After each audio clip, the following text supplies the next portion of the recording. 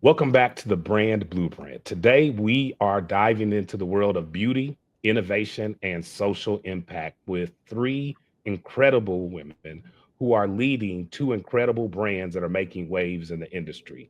Now, joining me today are the powerhouse founders behind Coils to Locks, a groundbreaking company redefining the medical wig space for Black women, and Deveneering and Spundle. We are going to talk about two other brands who are also driving a movement inspiring women and girls in STEM and beauty tech, but also delivering an innovation solution to hair in the category that we will be touching on today. So, first, I want to welcome both Dianne Austin and Pamela Shattuck, who are co founders of Coils to Locks, and Shawna Stepp-Jones, the visionary behind Deveneering Impact Lab and the creator of Spundle.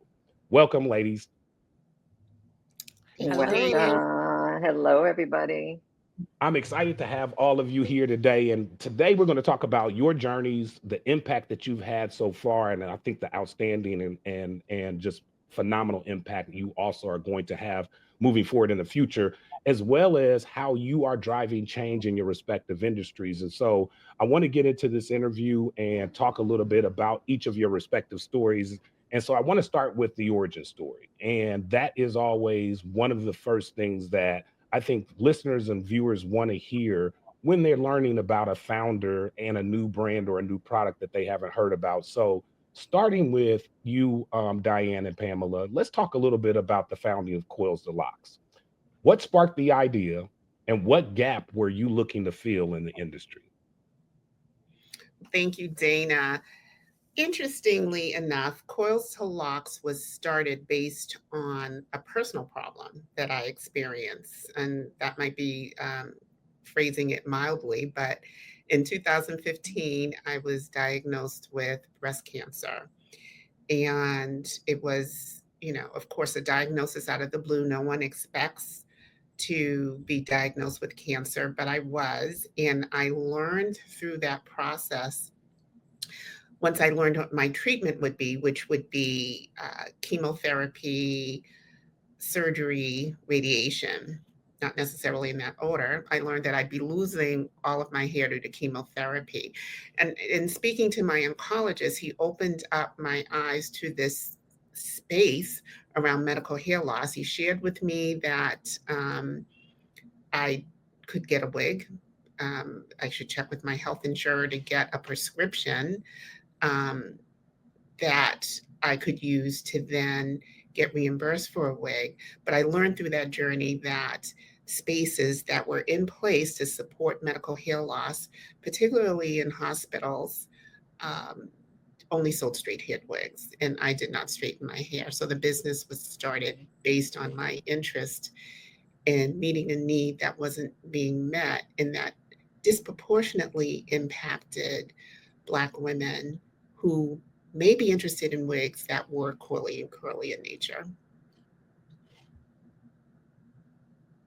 Yeah, and I'm just her sister who tagged along for the ride. No, I'm kidding. No, Yeah, Pamela, Diane and expand I, on that a little bit because I think one yeah, of the things that viewers would want to also understand is not just where you come in on the story, but frankly, yeah. how you helped kind of first identify this pinch point. And I love the you can kind of tell the story literally, but I love kind of the audaciousness of no, you got to be kidding me. There's got to be wigs in Boston, girl. I'm flying out there. Let's find these wigs. So talk a little bit about like that first time that you realized like this can't be a real problem, and then you kind of jumped in with your sister to figure it out.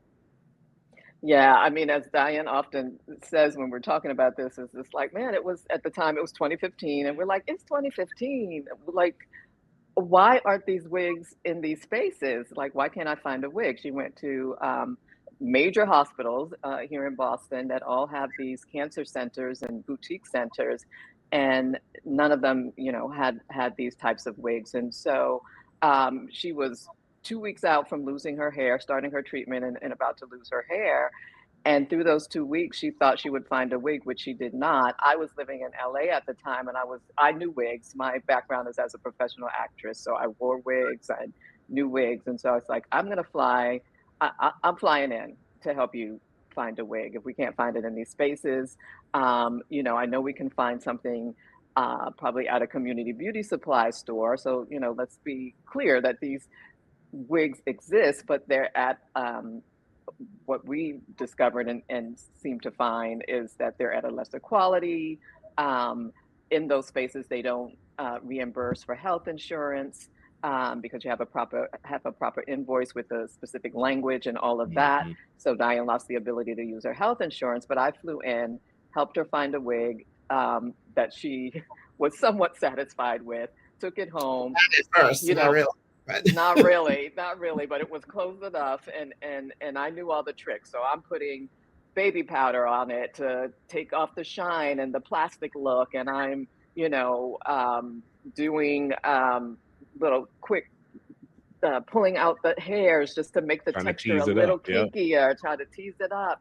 And then she still, after all of that, she was like, okay, this looks better, but still took it to her stylist to have her cut it, thin it out some more and shape it and all of that. And so we were like, why do Black women, once again, have to jump through hoops and pay out of pocket and do all the things that other people are just naturally afforded simply because of the texture of their hair.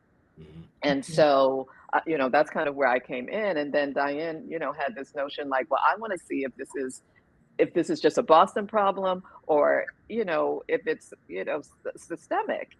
And basically, we found that it was systemic. We downloaded the US News and World Report. She took the East Coast, I took the West Coast, and we met in the middle, calling all of these major cancer hospitals.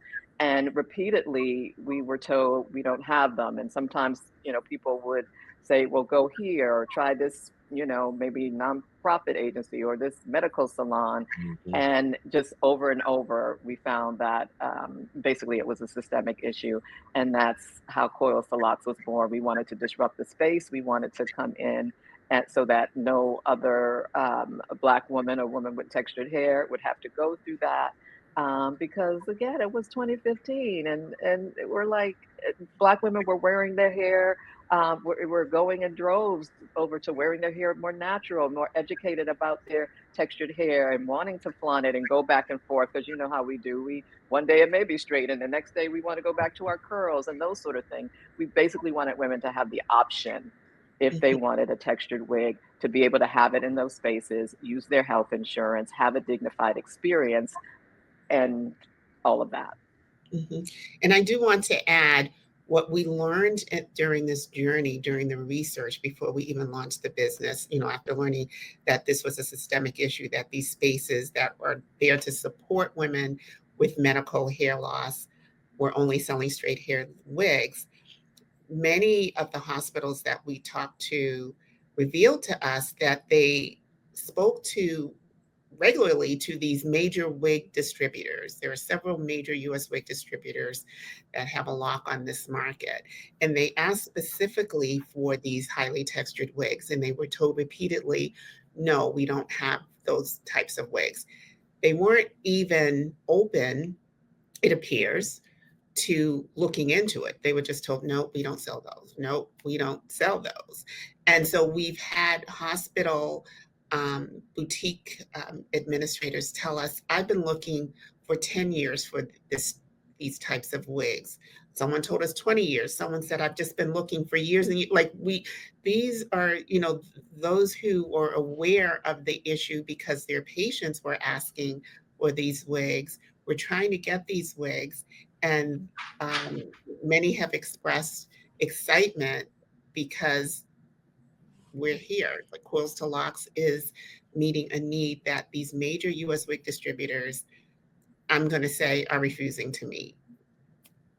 And that's amazing. I mean, because thank you for providing the audience with the background on the origin story of Coils and Locks, because I think it's important for not just the audience to understand that you were addressing a need that you personally experienced, but in your research, you quickly found out that this was a systematic issue, right?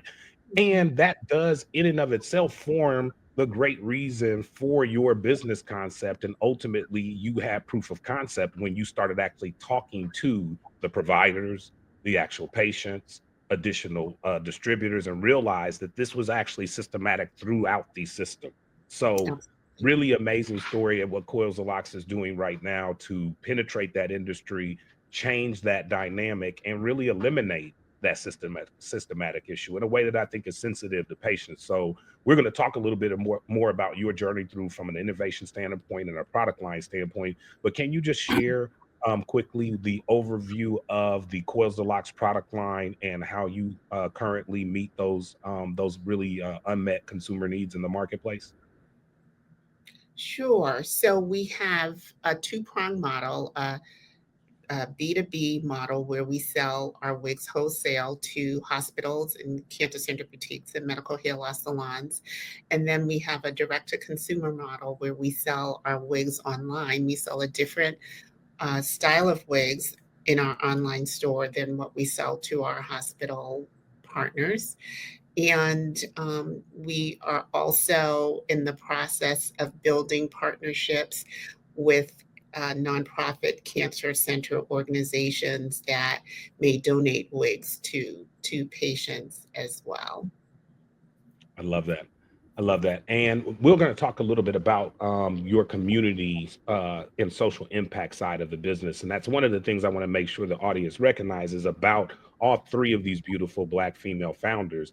Their businesses are not just for profit and ultimately seeking to scale and continue to provide their services and their products on a global level, but they also are doing it with the community in mind. And so we're going to talk more about how they are specifically impacting the community through their brands and through their efforts around the work they're doing within their brands. And so, Shawna, now I want to kind of shift to you and have you talk a little bit about what I think is really another amazing story of someone finding or identifying a need, a very really kind of no brainer like duh need when you explain it to the audience, and then what you did to bring both Spundle to the market as your first innovation. And then we're going to talk a little bit about deveneering, which I think is just a fantastic continuation again of that social impact portion of your brand. So tell us a little bit about yourself and about Spundle and how that first became a product that you felt you needed to bring to the market.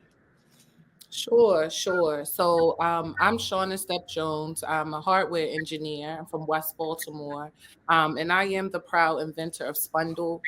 Spundle is a ultra fast wig and weave dryer that dries detachable hair pieces in less than 30 minutes, depending on the length, texture, and density. And so we recognize, well, I recognize a pain point in this $6.4 billion wig and weave industry. First, as a person, as a woman who wears wigs and weaves, similarly like Diane, having experienced the problem myself, living in Atlanta, I wear my hair blonde, and I had to take my bundles to my stylist the day ahead of time so that she could wash them, dye them, and they would be completely dry before installing. So this looks like a trip of 45 minutes to Midtown. I was living in Atlanta, so 45 minutes to Midtown, drop the bundles off, go back home, go to sleep, let the Another bundles dry 45 minutes. hours, and then drive back the next day, get my hair installed. So just like I said, being and working in innovation, I'm a former patent examiner. You get curious and you get inspired as you're working around a bunch of technology.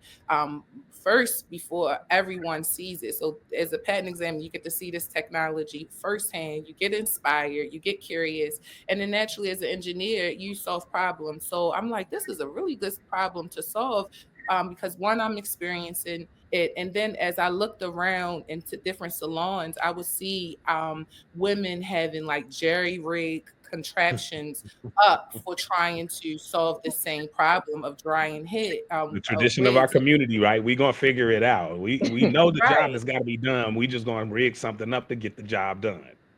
Right. We are very resourceful people, just period. We have to be. Hmm. And so, Hmm. again, this is a lack of innovation problem. Women women, people in general are wearing wigs and weaves now more than ever. But the Hmm. styling tools are not evolving as quickly as the techniques We now have frontals, lace fronts. You have invisible lace. You have all of these ways of installing hair, but you don't have a simple dryer for detachable hair pieces. It's going to save folks time. So what the problem looks like for stylists, it's a lot of time. It slows down their productivity. For celebrity stylists, Pamela may can attest to this, Mhm. but working on set, that means that they're buying multiple wigs or they're literally drying them outside of the movie's trailer just to shoot the next scene. And then the medical hair loss community. So this is the first time that you're dealing with the loss of your hair, something so sacred. And now we don't have styling tools to help you maintenance it. So a huge, huge, huge problem that I seen was ripe for innovation. And I'm like, I'm going to solve this. So essentially, Spundle is what our value proposition is that we're building a dryer for detachable hair pieces. Like that is the difference. We're not trying to make a wig dryer. I mean, a dryer for hair that grows naturally from your head. We actually want to make it Mhm. for detachable hair pieces, and we have. So Mhm. so far, oh, I'm getting ahead of myself, but I wanted to also mention how unique Spundle is. So not only from a hardware perspective is it innovative and going to save you time, but because we found out how to dry these wigs and weaves really fast, we are looking to offer a new category defining service: 1 hour drop off dry cleaning for wigs and weaves. So imagine Mm. you wear this $500 unit to the gym, Yeah. but you have date night. Now, with a Spundle at the salon or in your home, you can quickly take that wig off, maintenance it, and get ready for date night. So these are the types of innovative ways that we see Spundle really impacting the industry. We see Spundle not only just being in style in salons, but we imagine Spundles being in fitness centers, hospitals, Mhm. airports, And wherever the Shawna, wigs. let me just jump in and just give you a quick vote of confidence there for all the men who have women in their lives who wear any sort of weave or hair pieces. You are doing us a service in a couple of ways. One is by speeding up the preparation time of said date.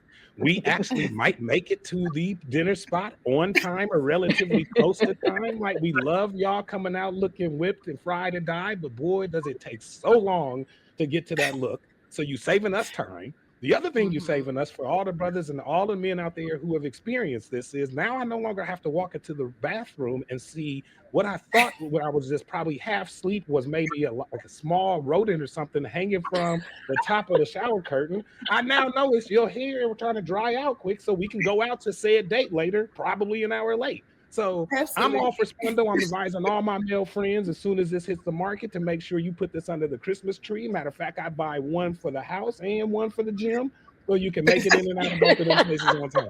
I love it. Innovation is definitely for everybody. Thank you for that cultural clarity for my fellas out there, and anyone who's just not really appreciative of this market. Oftentimes, when I'm out here trying to raise funds and trying to really educate investors who don't look like me on the problem, I Exactly. have to give them that cultural clarity so that they really can Mm, understand how this problem one is a profitable problem, but this problem is a huge problem for folks that if we could solve it, Very much it'll so. be great for everyone. Yeah, and one of the things I want to follow up with you on that kind of origin story, and thank you for giving us that transparency on how you got to the original idea. But I also really appreciate how you, in a way, kind of expanded and pivoted and thought about this dry cleaning idea and bringing the service, to the people. It feels like a blow dry bar for your weave, right? Like instead of you having to worry about doing it at home if you don't necessarily have the time or the facilities or space, you can find one of these locations and actually get it done. And the point I think that you both are driving home as founders is you are providing and trying to provide a solution to the problem and trying to meet the consumer where they are versus necessarily saying, hey, here's a solution. in Coils of Locks cases, come find me, which is a big hassle when you are going through cancer treatment, medical hair loss treatment. You don't want to have to go deal with now. I got to go drive all across the city and get my sister to fly cross country and spend $600-700 on a plane ticket just to find a solution.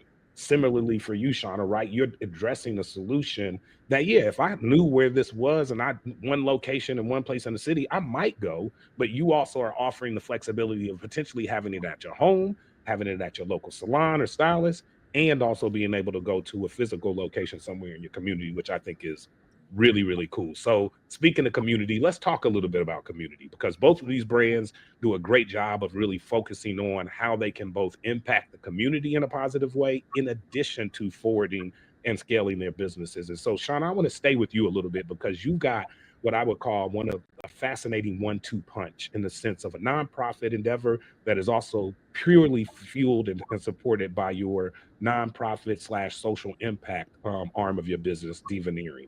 So, talk a little bit about Deveneering and all of the really cool things that you are doing under that umbrella to forward your connection with the community, but shoot, also to forward the community. Yes, thank you. So, Deveneering Impact Lab is a social impact for profit business. When we first started way back in 2013, we started as a nonprofit, Hmm. and it was my platform for Miss Maryland Plus America. So, it was a way for me to go in rooms with young women, not just as a beauty queen, but also as an engineer, and really provide them with a relatable role model that was in STEM and really try to engage their minds with culturally relevant ways of learning STEM. So it started back then, but as you are trying to impact community, that nonprofit model for me was hard to get Hmm. the right teams and resources in place. So I switched to a for-profit social impact business once I finally raised the funds to deduce Spundle to a physical product. And I found that it would be a really cool way to disrupt the perception of women in STEM by using hair and beauty tech because it's a problem that women and girls are already familiar Hmm. with. As a Hmm. hardware engineer, when I was being educated at Morgan and even at Hopkins, the problems and projects that I was exposed to engineering were not very relatable. It had a lot to do with the aerospace and things of that nature. So Spundle is a really cool way to get our girls interested. And so what we do is we have relationships with Baltimore City Recreation and Parks. We have relationships with other organizations outside of Baltimore. We've been in Atlanta, we've been to Abu Dhabi, but what we do is we teach girls STEM and innovation through fashion, health, and beauty. What that looks like is chemistry through cosmetics. So we make lipstick out of crayons, so expose them to chemistry. We expose them to electric circuits by making LED jewelry. So just really cool ways to captivate a young lady's mind. And that's on the K through 8 level. On the high school Love level, that. we're trying to give them opportunity and economic empowerment. So we teach them our curriculum. And then not only that, we bring them in on the innovation of Spundle. We teach these high school young ladies how to speak, how to pitch. We teach them a little bit about intellectual property. And then most importantly, we educate them on the product development of Spundle. And so how that manifests in really was a huge impact for us was we was able to take a group of women from Baltimore to Miami, Florida, to Braun and Brothers Beauty Trade Show, where we had them on the floor helping us conduct market research. So they're like, Wow. "Hey, do you know Spundle?" Of course, Yep. no one knew Spundle, and Yep. then it drove traffic to our table. So really cool, creative ways and Man. strategic ways of trying to open up the minds of young women and girls. No, definitely applause doubled right there because not only are you affecting community, but I want to first give shout out to your home community, West Baltimore, because I love the fact that while you're in Atlanta and you're all over the place across the country, you're still looking out for your home community. And that's another cultural thing that sometimes people overlook or forget about us is that we don't forget where we came from. we tend to try as we can to really give back in some meaningful way. You're not just giving back and going back to West Baltimore, then you taking West Baltimore down to Miami. Like, I'm like, yo, these cities that start with B, boy, I'm telling y'all, they got a lot of powerful women in them. Boston and West Baltimore, y'all better get Hey. out there and find out what's going on. Drink some of that water, or eat some of them crabs, because I'm telling you, this is the city to be in and the women to be with. So I want to talk a little bit more too about and switching to Coils of Locks. You both also have done a lot from a community standpoint, really even extending before the birth of the brand. But now that you also are working within the brand confines, you're finding ways to engage with hospitals and community outreach as well. So talk to us a little bit about what that works look like and what initially inspired you to go that route as well. Mhm. Well, first of all, I want to jump in there and do a double applause to Shawna, because I've heard Shawna speak before. I've been in rooms with Shawna before, but every time I hear her story, I'm just like, man, I ain't doing enough. But Thank and you, sis. we're doing a lot. I know. Thank you. But I didn't know, Diane. It seemed like you were ready to jump in, so I'm going to let you go. Sure. So the community engagement aspect, Dana, as you mentioned, really started at the same time that we realized that we wanted to make an impact and really impact this disparity in medical hair loss spaces that is related to wigs. So as someone who was diagnosed with cancer, out of the blue, there was no history in my family at that point of anyone having really any type of cancer. And learning that my diagnosis, like it was almost a year to the day that I had a mammogram, the year prior, and there was nothing there. Wow. And so what was emphasized by my oncologist and my team is that, I learned that I had an aggressive cancer, but it was caught early. And because it was aggressive, I had, the series of treatments that I had, but what really touched me was early prevention. And so it was important to me to spread that message to community, particularly the Black community where we grew up here in Boston. So I recognized that there were like so many of these support groups out there that focused a lot on, the more depressing. What you call depressing. I was going to say, she always like, these are depressing topics. Palliative care and, things that, it's important for you to know.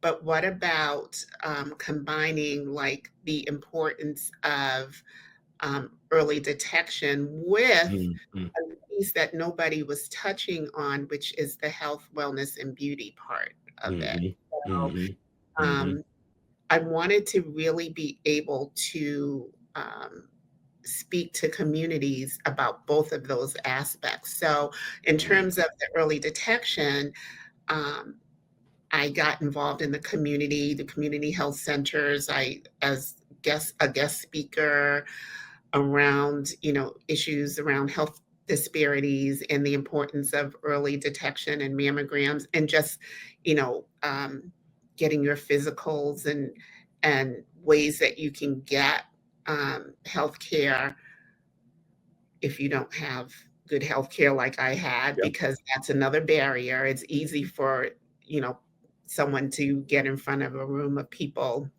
in the community and talk about the importance of early detection and getting your mammograms and why that's important. Definitely important topics, but it's also equally important to sort of understand and recognize that everyone may not have that privilege. Right. The disparities are real, right? And I think to your point, the message is being proactive versus reactive, right? And you stepped out on not just the faith that you understood what the problem was, but that you fully understood where the problem was, right? And I think that's sometimes missed in the efforts that both of your brands are making, is we find that there is a problem and the consumer needs a solution. Sometimes, though, we unfortunately create a solution that somehow then can't reach the where the problem is, right? And I think what you just said there, similar to what Shawna's doing by going back to West Baltimore. I mean, she could easily stay in Atlanta. Are there communities in Atlanta that need that help and that would want her help and assistance? Of course there are. But I think Shawna's attitude is, and I think, having lived in Atlanta and lived in other cities as well, is there's probably more need for somebody who fully understands my community's needs back where my community is, right? And I think similarly, that's, Pamela, where I hear you saying that you initially hit the ground and said, let me go out and find ways to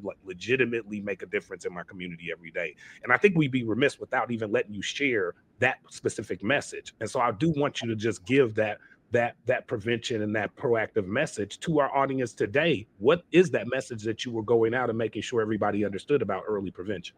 Mhm. Sometimes, we may not go to our doctor because we don't have health insurance. So there are, like in the community, there are community health centers. There are mobile vans that several of the hospitals, definitely here in Boston, Mhm. and I'm sure in other communities, Mhm. um, have to give people access to healthcare providers, access to mammograms. So looking into, like, if you don't have the health insurance, looking into community health centers and actually hospitals that may have programs available for those who are underserved in this space, but also understanding the why it's important to go to that annual physical, Mhm. why it's important to get that mammogram, why it's important to, like, if there is something that's unusual that's happening with your body, to not ignore it, to get it checked. Yes, it's scary. You don't want to, be told that, that, I don't know, stomach pain that you have might be something else, but Mhm. the not knowing is worse. You want to be able to catch anything that might be there early enough to be treated. So when I got my diagnosis of breast cancer in 2015, that was the same year that I think it was the CDC was advocating skipping a year in terms of mammograms, that people don't need to have mammograms every year. And I'm glad that messaging just sort of went away. But that was the year that there was a lot of 2014, 2015. And I remember thinking, well, I'm not skipping my mammogram, not even expecting that they'd find anything. Amen. I wasn't expecting anything. But Hmm. if I had listened to that messaging that year, I don't Hmm. know that I'd be here talking to I you love that. I love about, that. I love because that advice. my the cancer was way back in the chest wall, like, Hmm. um Hmm. and luckily I had a very good radiologist or technologist, radiation technologist, that was able to detect it and find it, so it wasn't in a good place. um and if I had skipped a year, Yeah. I mean, it would have likely have spread or metastasized or Yeah. something. So, um, I just feel like my story is is a it has a good ending, but it's a cautionary tale about why it's important to get tested and not skip these routine types of procedures that are available to us. And if we don't have health insurance, we have to be self advocates and see what's available in our communities um, to help us. Agreed. And I think, I mean, Yeah. I'd be remiss if I didn't say, like, to double down on that point, even where you don't have it, I think there's also, it's upon us who do have it to use it, right? And some of us are in systems like the military where there is insurance available to you. You do have the services, and sometimes just because of attitude or influence, you don't go. And just quickly, I think Diane and Pamela both know this story, but I actually lost my mom to breast cancer 10 years ago. But I'm thankful that she was actually active in the military in her 50s, serving in the Iraq deployment, And because of her deployment, she was able to discover that breast cancer as a routine physical that she had to take on her exit out of active military service. Now, my mom admittedly had not been going to the hospital or a doctor on a regular basis for years. And it just so happened that out of what at the time our family felt like was a real catastrophe to have her deployed in her 50s overseas, having never been in the active military, never really traveled out of the country to go do that. But unfortunately and fortunately, it ended up saving us as a family financially, and the military, call it umbrella, that they provide to their soldiers is just so fantastic that she ended up being able to get top-notch treatment throughout her fight with cancer. So despite the fact that she ultimately lost her fight with cancer a couple of years later, I always tell that story as a follow-up to what you're saying, Diane, is that don't take what you have in terms of resources for granted. And if you do have an opportunity to go get that one check, so what, you haven't gone for the last 5 years? So what, you haven't gone for the last 10 years? Go. Take that opportunity if it's offered to you and go. Now, in that same breath, as we talk about community and a lot of the passionate things that you both have done, I want to actually talk a little bit about the connection and where you guys started, because that also, I think, is another really cool and important part of your community story that I want to basically share with the audience. And that is where you both met and how you got involved in that organization. The organization I'm talking about is WE Build, and how that organization is supporting women of color in the community on a full, US level to do the great things that you both are doing as founders. So if you want to share a little bit about your joint origin story.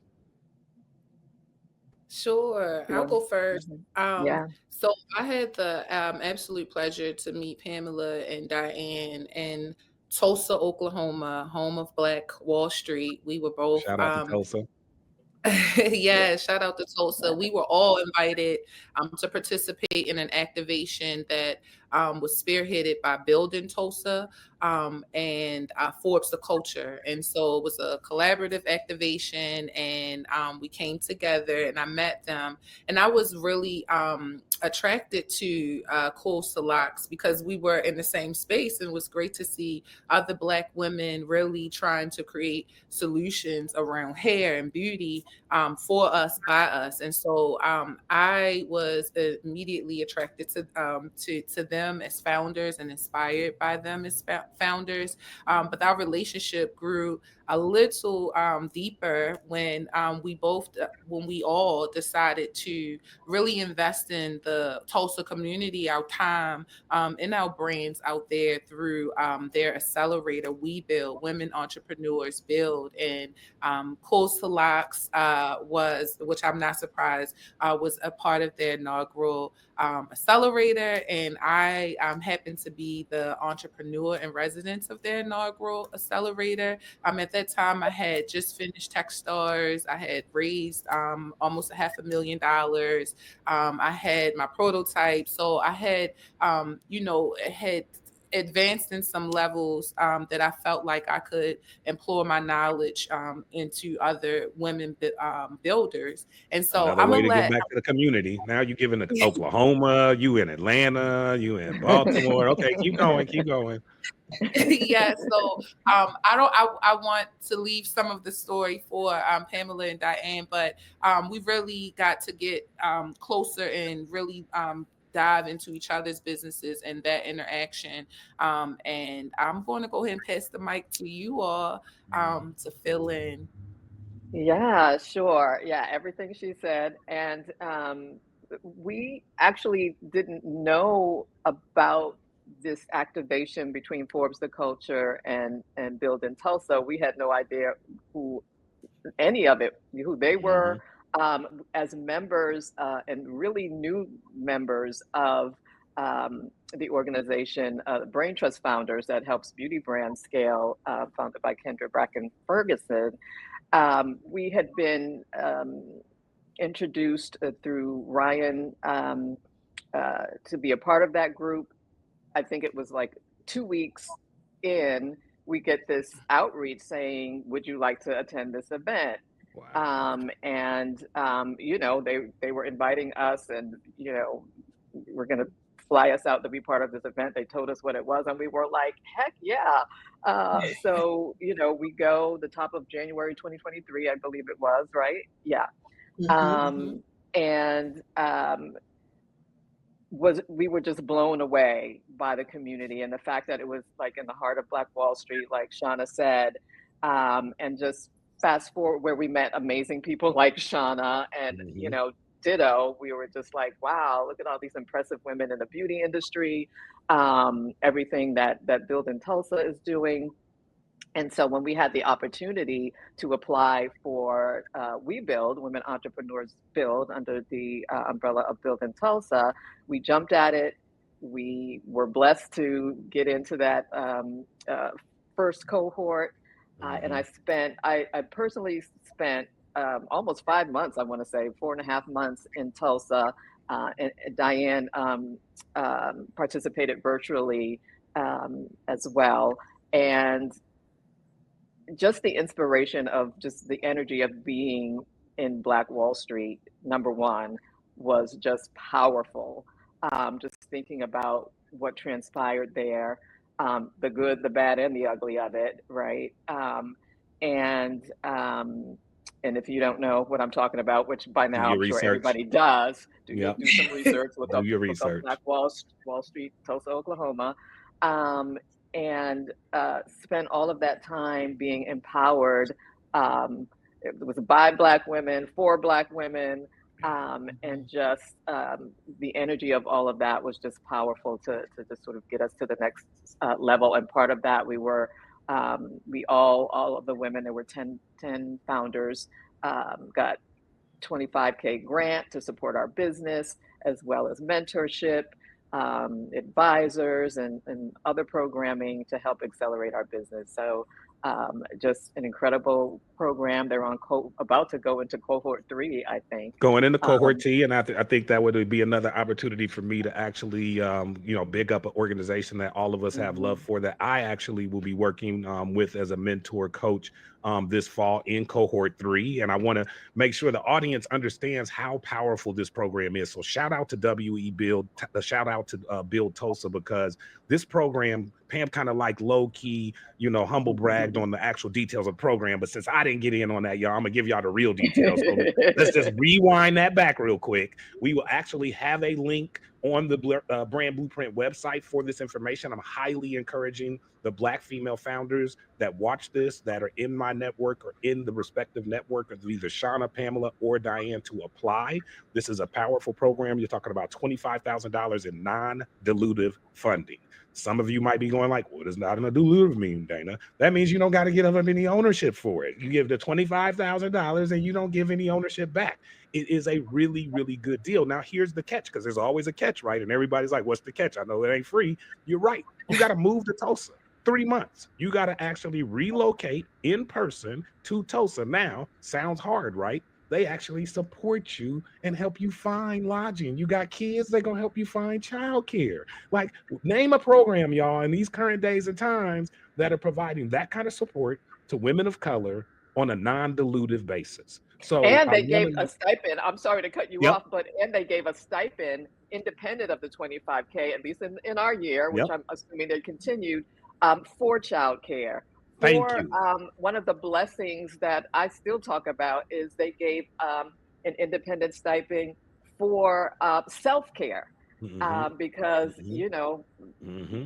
Black women need to take care Mm-hmm. of themselves in order to grow their business. And so they gave a stipend for you to just go do what you get, a massage or whatever. So they're really taking care of Yep. looking at it from a unique perspective, and the unique perspective being Black women supporting Black women, right? Yeah, and, In and look, terms the of growing ulterior your. motive to a degree is also to get you to consider relocating to the Tulsa, Mhm. Oklahoma area. And I could tell you that both Pamela and Diane do live in Boston, so that didn't work out that, in that sense. But I will say this as a vote for Oklahoma, broadly, Tulsa specifically, that given that program's dynamics and given the way that current funding trends and support in the entrepreneurship community has been trending, there are far worse places in the country that you could choose to relocate your business to than Tulsa, Oklahoma. So again, shout out to Tulsa, Oklahoma. I got a bunch of friends in the area, in the city. I got a lot of love for it. So I think it's a great place to keep on the calendar. Now, one other organization, a couple of other things that were mentioned in that piece that I want to also go back and actually talk a little bit more about. Again, a humble brag by Shawna, who actually came into the conversation talking about her quick, dalliance with the Techstar organization, which I think if you know anything about startups in the startup space, you know that Techstars is a huge, huge, huge brand in the space. Shawna had the luxury and the pleasure of being able to get into that program. And so I do want to go back to that point and let you just talk a little bit about Techstars and share that experience, because what I want the audience to understand is just how credentialed and how experienced all three of you are as founders, how many programs you've been able to engage in, and what that support looks like, and not just to inspire other founders, but to also let those that are looking at and interested in working with you and investing in you and supporting you moving forward to understand just how good of hands that money is in. So talk a little bit, Shawna, about Techstars, what you learned in that environment and that structure, and how you were able to leverage that, kind of in your current business model. Sure, sure. So I happened to get selected for the 2023 Equitech Techstars class. It was in Baltimore, Maryland. So it was the second cohort. And it was phenomenal for me, specifically being a Black woman from Baltimore. Participating in Techstars was truly a great platform for visibility. It allowed me to be really close to the investors within that ecosystem, within the DMV ecosystem. Really allowed me to build relationships, and really allowed me to learn how. I would say the biggest thing I got out of Techstars was the relationships, and I would say the capital. So they give you capital. It is not non-dilutive, but for me and Spundle, it allowed us to get to a prototype that we could take outside and put in front of the customer. That's when we first began our customer discovery activations. So I personally, when people ask me about Techstars, I definitely had a strategic approach because I wanted to participate in a program that was new in Baltimore, that would give me an opportunity to have visibility, and again, inspire my community to be more knowledgeable of these programs. People from my hood and my neighborhood, they didn't know what Techstars was. They didn't know nothing about it. But once they came to our demo day, they were like, Shawna, what is Techstars? They're hanging out with me. They're going to different networking events now. They're more open. They're more curious. And so I that was my Techstars experience. But I do love their model of give first. I do feel like it is a give first organization. Anytime I needed anything, I could ask someone that participated in Techstars, and almost always was connected to who I needed to be connected to. I love that, and I wanted to kind of continue that conversation and demystify a little bit more the challenge of fundraising and how that has affected both all three of you as founders in both of your brands, because I know less than 5% of any VC or capital over the last couple of years even goes to founders of colors. I know it's even more exaggerated for female founders of color. But you have had some success. Both founders have had some success in the fundraising space and continue to make endeavors and initiatives happen in 2025. So I want you to both talk a little bit about what your experience has been in that space, what your current initiatives are, and what you hope to accomplish with that funding. Mhm. And Shawna, you could jump in and start first if you want. Okay, no problem. So again, like I said, I've been able to raise almost $500,000 in VC funding, mainly from two investors, Techstars and Rare Breed Ventures. Shout out to Matt Conwell, my first investor. But the getting to those investments was literally life changing for me. I have a very strong founder story. I'll keep it really light because it can get a bit emotional. But for me, when I had this brilliant idea, I went to different organizations within the DMV and just everyone asking for help. I'm building this dryer, and I think at the time I believe that the eco entrepreneur ecosystem was not developed enough for the disruption at the time that I was trying to bring it in, especially from a Black woman. Like George Floyd hadn't happened yet. All of these social things that I believe drove a lot of capital to Black founders such as ourselves and visibility at the same time. So I'm saying pre that I was going around trying to get the funding, was told that I was too early and I didn't have a product yet. And it's like, well, that's the whole purpose of me asking you for some capital. And so I also working as a patent examiner, I was faced with another unique challenge. You cannot file for a patent and be a patent examiner. You have to leave the office and be gone for 1 year before you're even eligible. So we're talking about an opportunity. If even if I wanted to protect my idea, because I'm finally put myself in a position of Right. privilege and a good job and all of the things, it was hindering me from getting my vision forward. And so I grew desperate. And so I had to run a play from the Book of Hood Economics. And that's where you I love that. I pulled a couple of pages myself. So tell me which page yes, was that? Page 16. It sounds like you turned to. So tell me what you did. yeah, where you use what you got to get to where you're trying to go. And so what I decided to do was become a surrogate mom. And I gave birth to twin boys. And that's how I raised my first five figures to get my concept built for Spundle. And from there, I captivated the heart of Matt Conwell, my first investor, and he gave me my first $250,000. So for me, I literally gave birth to this Yeah. idea. Mhm. Really had Real some skin in dedication. it. Real uh, dedication. And Shawna, I yeah, want to just real quick. First, I want to commend you for sharing that, right? Because some people wouldn't share it, or some people would spin it and be like, "Yeah, girl, I had twins at the same time," but that was totally something on something different, right? Like you being able to really put that in perspective for women, especially women listening to this right now and wondering the same thing. Like, I keep getting turned down. I've got all of these, people telling me stick to your day job because Shawna, you had a good day job. Now let's just be real here. You doing really good on the day job front. And then you literally got a business idea that put your day job in jeopardy, which is crazy to me, right? Because most people are basically told right now in the entrepreneurship world, keep your day job, right? Like that's one of my main pieces of advice. I get people call me all the time. Dang, I got this great idea. I'm ready to jump out there and do it. And one of my first things is keep your day job. Don't go anywhere till you get proof of concept. You get a little farther down the path. You though get to this juncture, and because of your unique day job, being in the patent office, and I totally understand why that's a rule. I think we all do, right? They don't want you popping out with somebody's idea and then immediately filing it and then going on about your way. So yeah, I get it. But for you in that case, it was really prohibitive and you still found a way around it.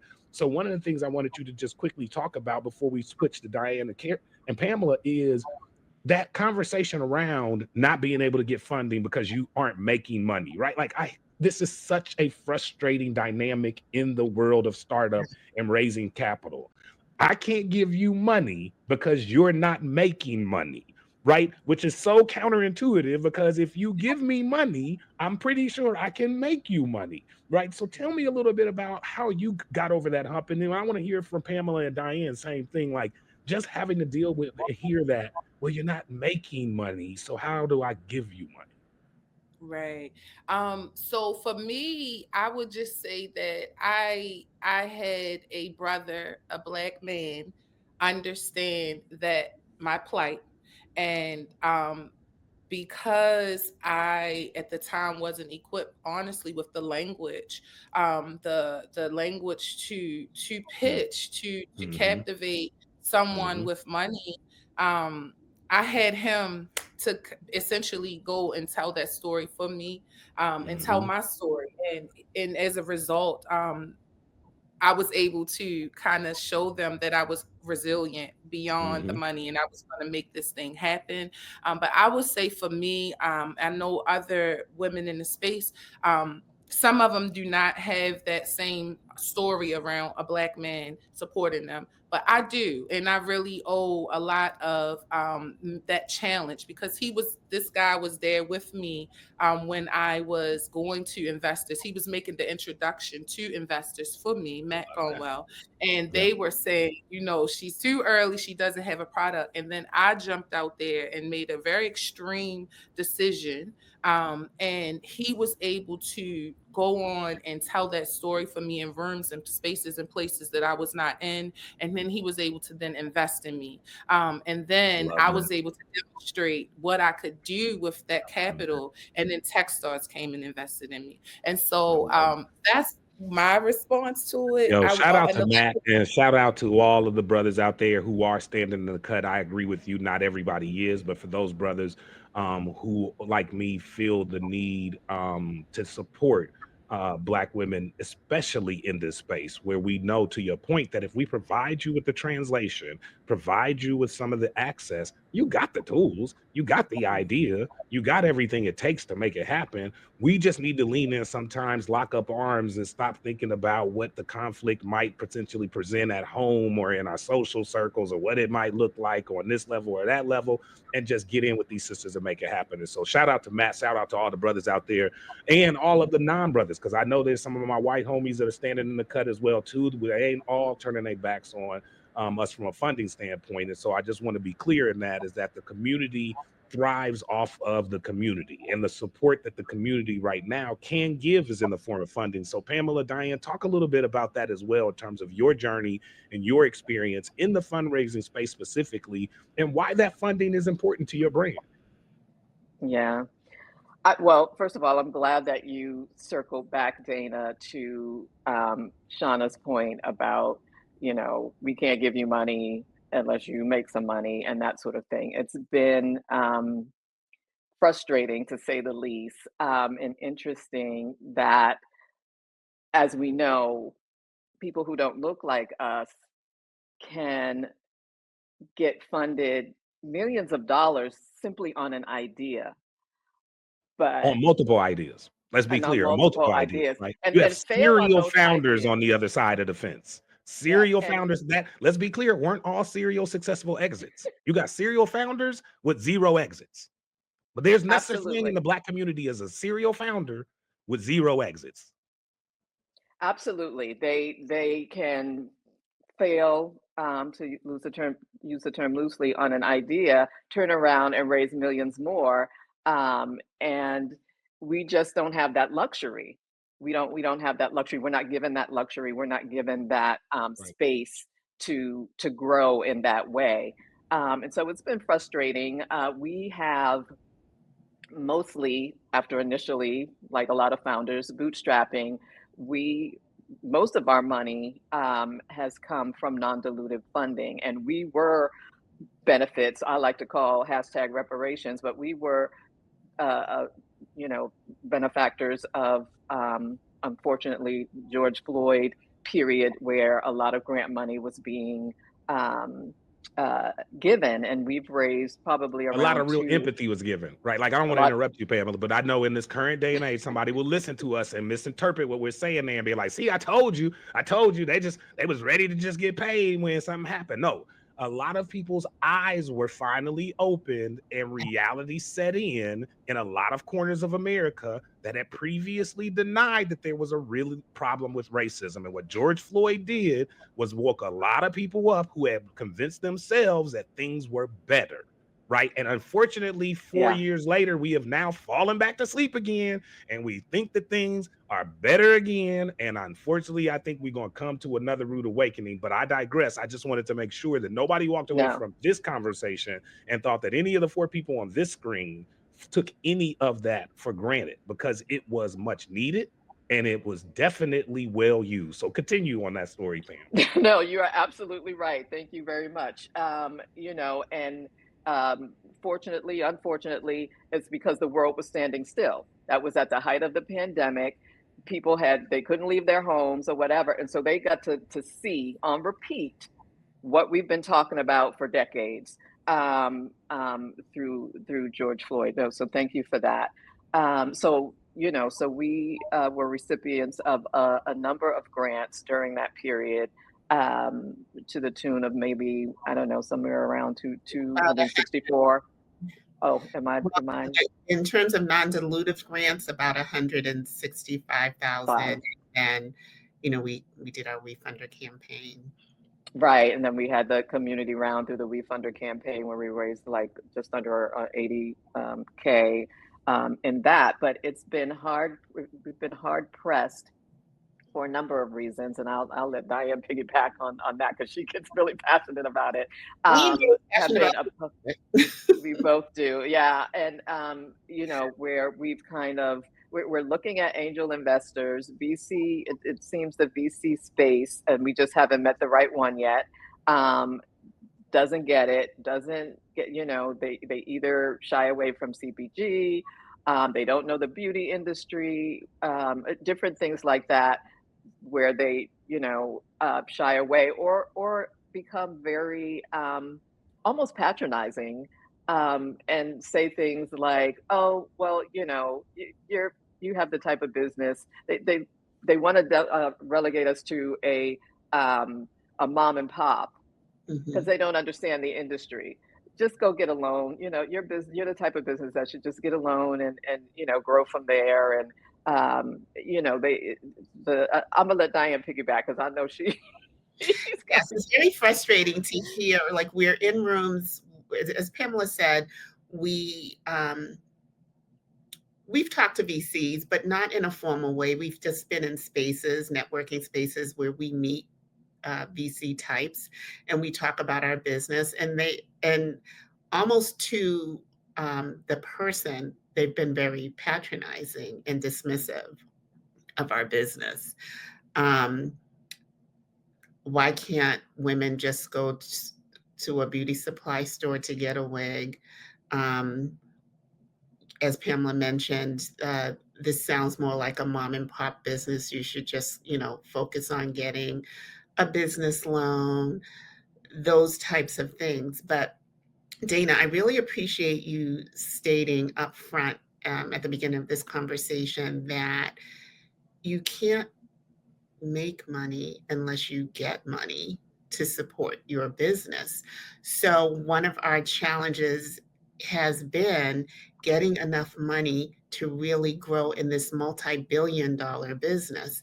Yes, we were fortunate and blessed to have received over $160,000 in non-dilutive funding. But the problem is we didn't get that 160,000 plus all at once. We got 5,000 here, we got 10,000 there. You can't grow a business by piecemealing the business with, that type of money. So that was over a period of about 3 or 4 years that we got that money. And our challenge is finding a large source of money and having people who, are telling us your concept is wonderful. Like, and I'm thinking specifically about, the community organizations that are in place to serve underrepresented founders, to serve Black founders. We've been in those spaces where, yes, you can get really good loans, and we have gotten some loans from those spaces, but some of those spaces also offer different types of investment options that would potentially allow us to get, let's say, $250,000 in one lump sum. And even those spaces, when it comes to that type of money, are thinking like VCs, but they're supposed to be thinking out of the box based on their mission statements. When you look at their mission statements online and when you're meeting with them and they're telling you that they're all about supporting underrepresented founders, we understand the data. We know that Black women founders are only getting less than 1%. Oh, we love your proof of concept. Oh, you're in 26 hospitals, you've done this, you're getting that kind of feedback. Come back to us when you're making $500,000, and then we'll talk about considering giving you money. Which conceivably you may not need it at that point. Exactly. And Right. so, but they're supposed to be in place. Like, we're not just like even we're at this stage where it's not just an idea for us, we have strong proof of concept, and we Mhm. still can't get even those organizations that are supposed to be in place for businesses like ours to take a strategic risk, educated risk on us, because we're not making the revenue. But we can't make the revenue unless we get an influx of fundings. And that has been our challenge. And I think it's the challenge of many businesses like ours, with female founders, with Black, particularly Black female or Black founders. I agree. And I appreciate that in depth and thoughtful answer because it does take a lot of resilience and a lot of patience as a founder in the current investment and VC environment to just even get the attention of the right potential partner, right? So I appreciate and applaud all three of you for the work that you're doing in the space. And now let's shift to a forward-looking view. We've talked a little bit about your origin stories and where you came from. We talked a little bit about kind of what's going on now. Now let's talk a little bit about what's going on in the future for your respective brands. So, Shawna, you first. Tell me a little bit about both your plans for Spundle and Deveneering in 2025 and some of the bigger things that you want our audience to know about. All right. So right now we're at the intersection of Deveneering and Impact Lab in Spundle. We found a very scrappy way to move our product development forward.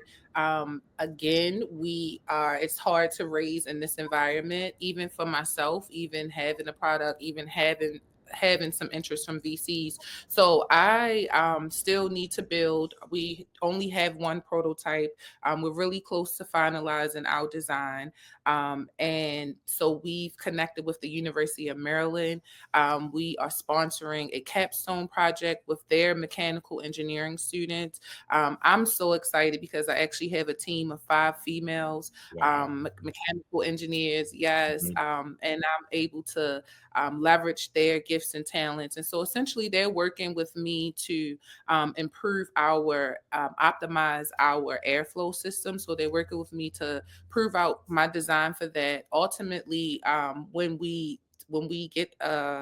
we finish this project, we will end up with a smaller spundle, a lighter spundle, and we'll be very clear on our cogs for spundle, because we are literally building this thing and flying in it at the same time. So that's where we're at with Spundle. That's a 14-week sprint. We're going to be showcasing the new version or this iteration of Spundle May 7th at the Engineering Expo, University of Maryland Engineering Expo.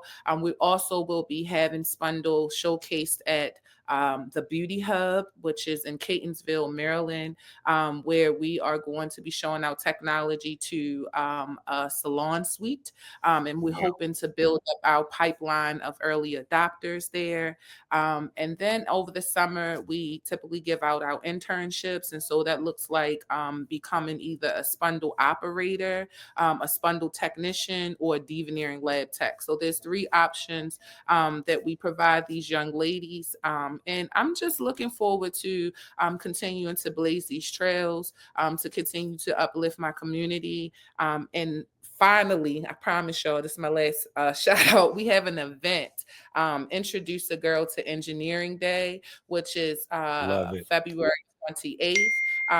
And that's where me and one of my community partners will have a parents' night out style event where we'll be exposing girls to structural engineering through hair design. And then they'll also be doing some digital fabrication and sewing and making their own bows, and just accessories for their fly outfits. So definitely, if you know a young lady in the DMV area, Yeah. you may or may not, definitely register. But if you don't, we have opportunities for sponsors. So we have a network of young ladies, and if you want to sponsor one of the young ladies in the DMV to attend our event, we would greatly appreciate it.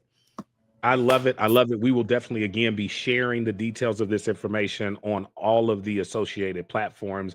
But I would, be remiss if I didn't circle back and really big up Shauna for doing something that I think is again out of that scrappy book of how to make things happen from the hood. And this, really cool. I think people kind of heard it and probably didn't hear it, but her partnership with the University of Maryland on a capstone project, which is basically delivering research and development, which I'm not sure if the audience understands how critical that is to a business model like Shawna's. She's got to continually innovate and continually find ways to improve her product. And that requires money, it requires time, and it requires smart people, right? Like you can't innovate with a bunch of dummies. You got to do it with smart people. And Shawna has been able to not just take her brilliant mindset and intelligence, and but just essentially almost multiply it through this capstone partnership at a minimal cost to her brand. So it's something that Yeah. if there are founders and brand owners listening and scratching their heads and trying to figure out, man, how do I get research and development done on the cheap? How do I figure out a way to partner with somebody so I can kind of move my brand forward from a research and development and an innovation standpoint? The capstone project partnership could be a very viable way for you. So I would definitely encourage you to continue to follow Shawna on all of her respective channels and learn more about that as well. Now, switching gears to Pamela and Dianne, similarly, I know you guys have big plans for 2025 as well, for the brand and for your outreach efforts. Tell the audience a little bit about what you guys have in store. Yeah, we have a lot of things in store. Congratulations, Shauna, again on everything that you're doing.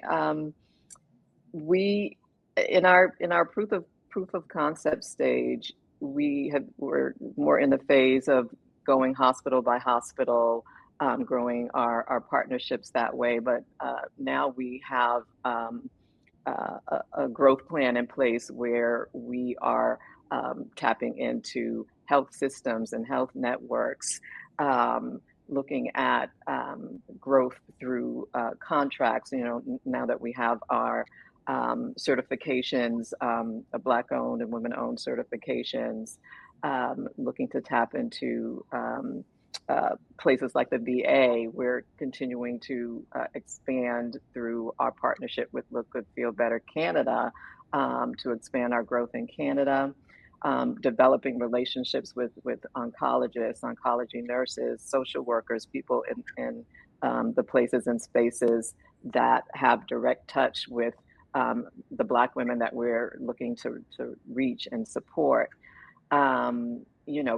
Continuing to create educational programming through not only our video series, where we supply or provide education around wig wearing, hair growth, health, but expanding on our beauty, health, and wellness programming that we started in our pre-launch phase, where creating more of a sister circle, if you will, support type group around beauty, health, and wellness, where we were bringing in experts, from everything to how to put your eyebrows on correctly, to nutrition and everything in between. And we want to unfold, and I'll let Diane jump in here too, because I'm probably forgetting something, but maybe talking about the ambassador programming that we're looking to do, but definitely being more visible in the community. Mhm. Love it. We've spent a lot of time in community related programming and projects like guest speaking opportunities.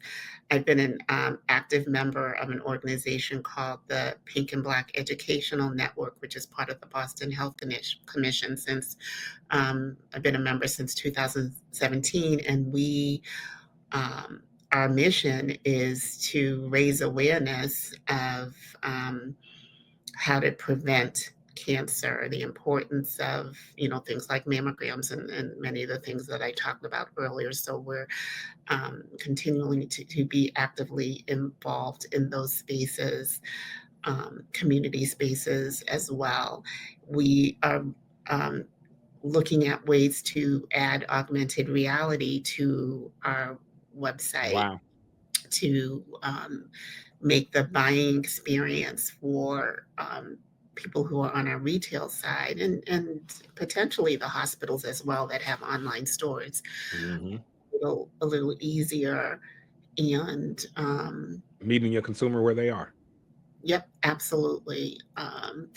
We're looking to expand our wig line. I mean, we, as Pamela mentioned earlier, we bootstrapped this business, so we had to be very deliberate and be honest, but quite honestly, limit the amount of wig styles that Mhm. we have. But there's a demand for um, different styles, and we know that we're a little bit behind the eight ball in terms of like lace fronts and things like that, but we had to start where we were. Like, we knew what's available, but we had to And start and that. and to that point, real quickly, Diane, it's because we initially started in the B2B space on the wholesale side, and at the hospitals, they're not looking for lace fronts. They're Mhm. looking for the most part those traditional wigs, That and ex- the only difference being that our wigs don't have combs in them. They have a silicone grip to keep them in place because women with no hair have nothing to grip, different things like that. But in the on the B2B side, they weren't looking for that type of those trendier things. But now that we're selling direct to consumer, we know we need to catch up in that area. Take it away, Diane. Absolutely. Mm. So there's a lot of business development activity, and we're about to start a crowdfunding campaign, our second crowdfunding campaign, which we hope to be fully launched by the end of this month. We're in a soft launch now, so people can invest if they so choose. But in terms of the heavy marketing and the official rollout, that will be at the end of February, first week in March at the latest. So we have a lot happening, and I didn't mention, we are using the WeFunder platform for this crowdfunding campaign, and Mhm. then the other big piece for us is the start of our nonprofit arm. One of the things that has been really important to us is to be able to give back in terms of literally um, giving free wigs to those who may not be able to purchase wigs for whatever reason. Mhm. Um, and so we want to start a nonprofit arm um, in order to get funding to help support free wig, I um, love that. the gifts And of it's free. just fully extension of your mission, right? Like your mission is to serve that medical hair loss community. You are doing it in a for-profit way and still extending beyond that to still support the community that can't meet you at that financial price point for whatever reasons may be affecting them personally. And so I love that. I mean, this is again demonstration of three women who are finding ways to extend themselves beyond their brands, beyond their call it core focused to also extend to reach the community in various ways. And so, ladies, I really appreciate the transparency and you sharing this with you with our audience. Now, before we wrap up, I do want each of you to provide a bit of just ending advice to the audience. And I think in each one of your cases, you have endeavored to do great things across a long period of time to move the ball forward for each of your respective initiatives. Can you give our audience a little bit of advice about how you would advise overcoming and fighting through those challenges when they're trying to move their innovative idea or product forward? Sure. Oh, Go, please, Shawna, go right ahead. oh, okay.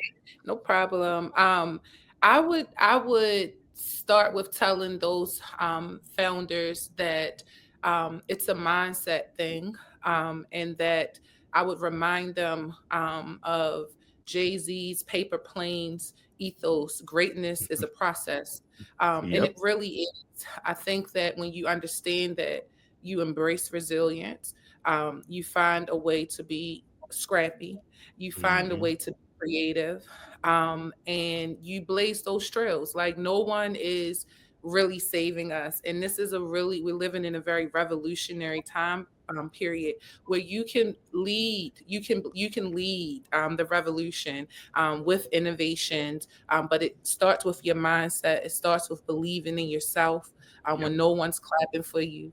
It Yep. starts with being resilient. I know these young folks, they love instant gratification, but this business world ain't a place for instant gratification, especially not for us Black folks. So No, it's I would just say open up your mind, get a little tougher. Business is competitive. Business is not for the faint of heart. And so when you step into it, know that it's going to require resilience, know it's going to require creativity, and it's going to require toughness, and it's going to require you to fail so that we can hmm learn. So hmm I would leave them with that encouragement. I love that. Thank you. And I would say, get out of my head, because but that's how my wheels were turning as well. I mean, the old saying, like, how do you eat an elephant one bite at a time, right? hmm hmm I was thinking the same thing. We live in a world, not just young folks these days, of instant gratification because of social media, because of how fast technology is moving, and things are coming at us, and what we see on social media, as everybody's doing it but us, everybody's making it happen and having success but us. But I'd like to say that a lot of social media is smoke and mirrors, and people, and not that people aren't doing great things out there, some people, but they're also showing you the good stuff, right? So know that there was a journey for them, for most people, to get there, to get that accolade, to get, you know that funding, to have the success that they may be having. It was a journey. It didn't happen overnight. Don't care what nobody says. It did not happen overnight, and it's not. 9 times out of 10, it's going to be the same for you. So how do you eat an elephant? One bite at a time. Mindset is so important. You have to believe in yourself, and believe that you can get there. And then, you hear it all the time, but you hear it all the time for a reason, is know your why.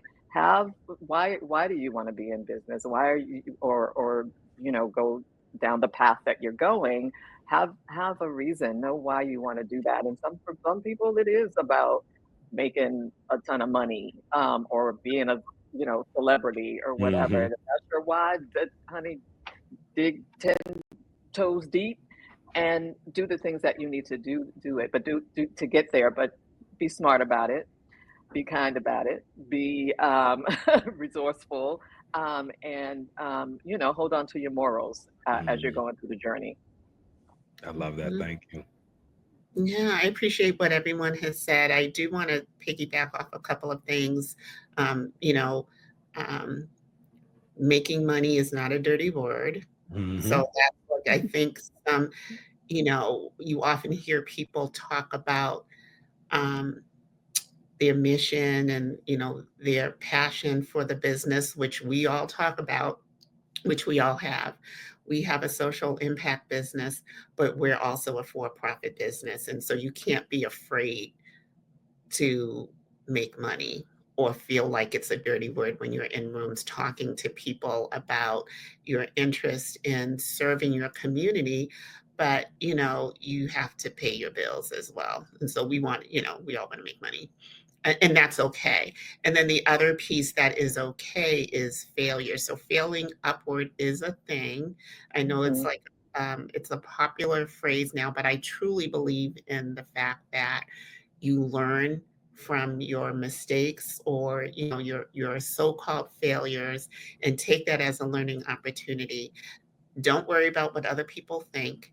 If you have to take a step back because something happened in your business, and you know you feel like it's going to be embarrassing to tell people that I had to close my doors for 2 months because I didn't have any more money coming in. Not that you have to tell your business, but it's more hmm about um, important to learn from that experience, assess what happened so that you know how to do things differently. So failing up is a thing. It's a good thing. It's not a dirty phrase. That would be I my love that. Exactly. And just quickly, I want to add too, is, especially for Black founders and Black consumers, let's support one another. Amen. And Black owned is a thing. Supporting Black owned, Black women owned, and all of those things. Because as I believe it was Shawna earlier said, nobody's coming to save us. hmm If we haven't learned that lesson by now, we learning it hmm in real time right now. Nobody's ever coming to save us. We're always the ones we've been waiting for. We're here to save ourselves, and part of that is supporting one another, whether it's financially by supporting Black-owned products, whether it's just giving praise, advice. If you have Supporting Black knowledge that women. supporting Black women, Mhm. Sharing the supporting platform with Black other women. brilliant Black women. I Exactly. love it. Giving somebody praise, lifting somebody up, checking in on somebody, whatever. But we need to support each other, our Black businesses, our communities. All of those things really need to happen on steroids now, But more than ever. one more thing to that. Um, Supporting Black businesses doesn't mean that you are um, accepting of mediocrity, for Mhm. example. Like sometimes Absolutely. this belief that when someone is saying support Black businesses, we're saying support us no matter what. Just like any business, you want to support those businesses that have the products that you want or doing things that you believe in. But you Impacting the community in ways that you can both see and feel. absolutely, Value. Mhm. I think it tends to be this sometimes perception that either we're asking for something that um, no other businesses are asking for. Every business Mhm. wants you to support their business. Mhm. Two, we're also, there's sometimes a tendency to be um, less forgiving of Black businesses. Bingo.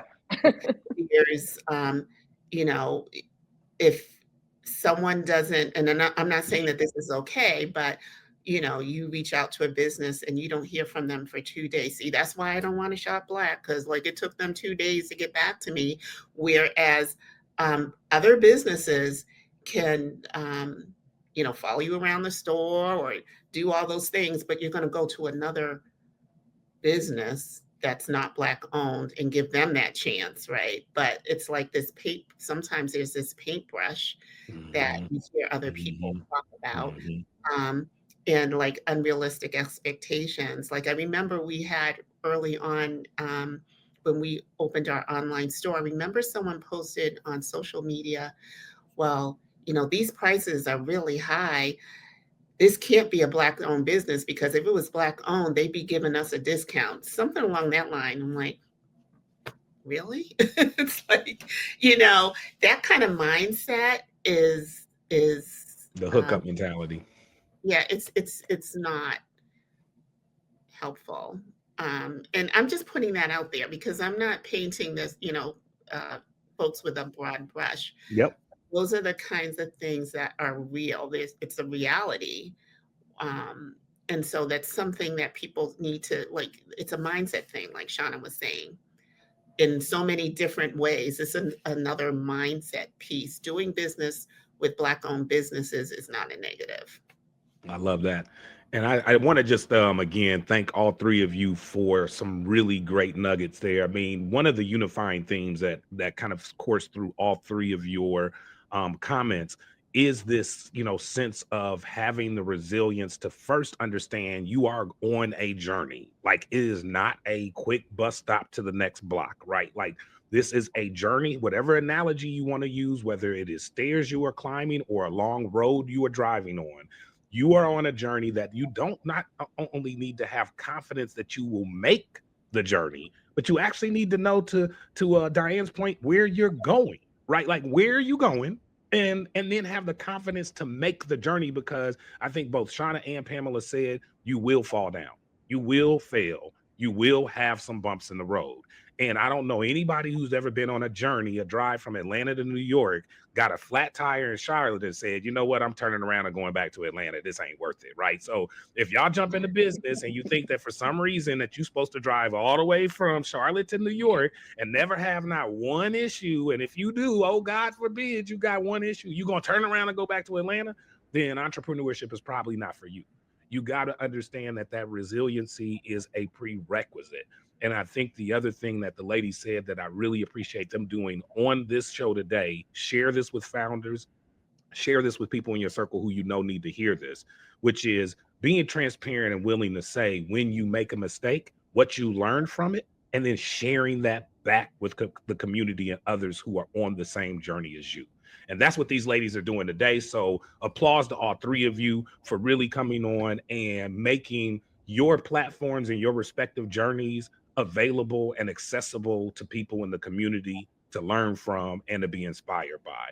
So I am inspired by all three of you right now. I'm ready to, on a Friday afternoon, to go out here, start another business myself. I'm just sitting here thinking like, maybe start me a quick LLC before 5 o'clock hits. But before we wrap it up, I want to make sure that the audience can both do two things. One is I'm super excited about what all three of you have going on this year, especially with respect to your funding initiatives.